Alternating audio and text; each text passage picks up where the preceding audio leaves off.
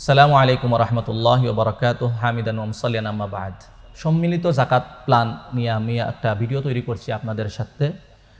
সম্মিলিত যাকাত ফান্ড আমরা যারা যাকাত দেই প্রতিটা এলাকায়, আমরা যদি আমাদের আত্মীয়স্বজন, পরিবার পরিজন সবাইকেই আমাদের দিতে হয়, যেহেতু আমাদের এই সমাজে অনেক চাহিদা আছে, মসজিদে দিতে হয়, মাদ্রাসায় দিতে হয়, বিভিন্ন জায়গায় দান সদকা করতে হয়। পাশাপাশি যদি আমরা একটা সম্মিলিত ফান্ড তৈরি করতে পারি, সেটা ছোটো পরিসরে আমার পরিবার থেকে হোক অথবা সামাজিকভাবে হইতে পারে।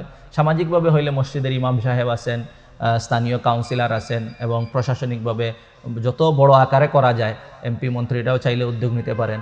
বিভিন্ন আকারে এটা সামাজিকভাবে যদি এটা সামাজিক সম্মিলিত ফান্ড তৈরি করা যায়, তাহলে এর মাধ্যমে দুনিয়াতে একটা মানুষের কষ্ট দূর করে দেওয়া, এই নিয়তে যে আল্লাহ রাব্বুল আলামিন হাদিসে যেভাবে আসছে, আল্লাহ রাব্বুল আলামিন কুরবাতা ইয়াউমাল কিয়ামা, আখিরাতে আমাদের একটা কষ্ট দূর করবেন, এই নিয়তে আমরা যদি একজন মানুষকে আমরা দুনিয়াতে স্বাবলম্বী করার জন্য চেষ্টা করি, তাহলে আল্লাহ রাব্বুল আলামিন আমাদেরকে আখিরাতেও এবং দুনিয়াতে আমাদেরকে সফলতা দান করবেন। হাদিসে আসছে, ইরহামু মান ফিল আরদ ইয়ারহামুকুম মান ফিস সামা, তুমি দুনিয়ার মানুষকে রহম করো, আল্লাহ রাব্বুল আলামিন তোমাদেরকে দয়া করবেন।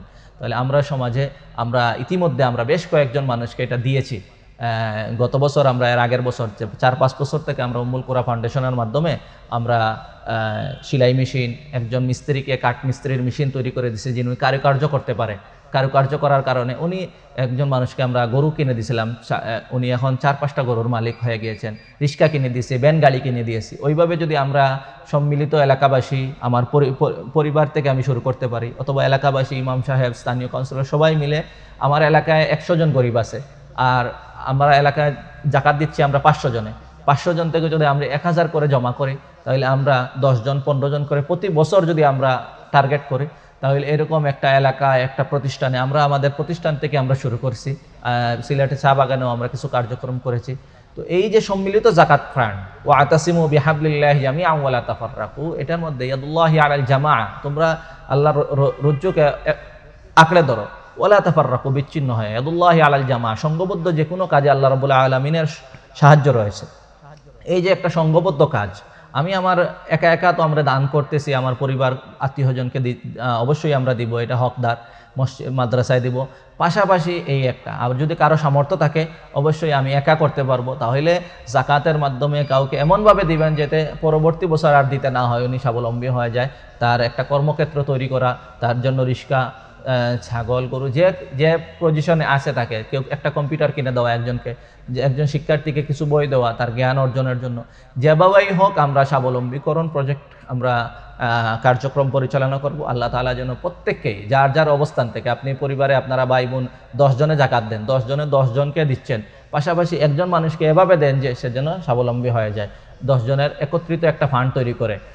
এইটা যেন আল্লাহ রাব্বুল আলামিনের জন্য করতে পারি। আল্লাহ তাআলা যেন আমাদেরকে দয়া করেন। আমি দুনিয়ার একটা মানুষের কষ্ট দূর করব, এই জন্য আল্লাহ রাব্বুল আলামিন যেন আখিরাতে আমাদের কষ্ট দূর করেন। হাদিসের ওয়াদা সত্য, আল্লাহ তাআলা যেন আমাদেরকে কবুল করেন, এবং সম্মিলিত যাকাত ফান্ড প্রতিটা এলাকায়, প্রতিটা মহল্লায়, প্রতিটা সমাজে বাস্তবায়ন হোক। এর দ্বারা এই সমাজ থেকে দারিদ্র্য বিমোচন হবে, মানুষ স্বাবলম্বী হবে এবং সচ্ছলতা ফিরে আসবে, মানুষ দিনদার হবে, মানুষ দুর্নীতি এবং অন্যান্য অপরাধ থেকে ফিরে আসবে। এর মাধ্যমে একটি সমাজ, সুন্দর মডেল সমাজ তৈরি হবে, যেমন আমাদের রাসূলুল্লাহ সাল্লাল্লাহু আলাইহি ওয়াসাল্লামের এবং আল্লাহ রাব্বুল আলামিনের দেওয়া এটা সিস্টেম। আল্লাহ রাব্বুল আলামিন মানুষ জাতিকে সৃষ্টি করেছেন, মানুষ জাতির কল্যাণ কোন জায়গায় নিহিত রয়েছে এটা আল্লাহ রাব্বুল আলামিনই সবচেয়ে বেশি অবগত আছেন।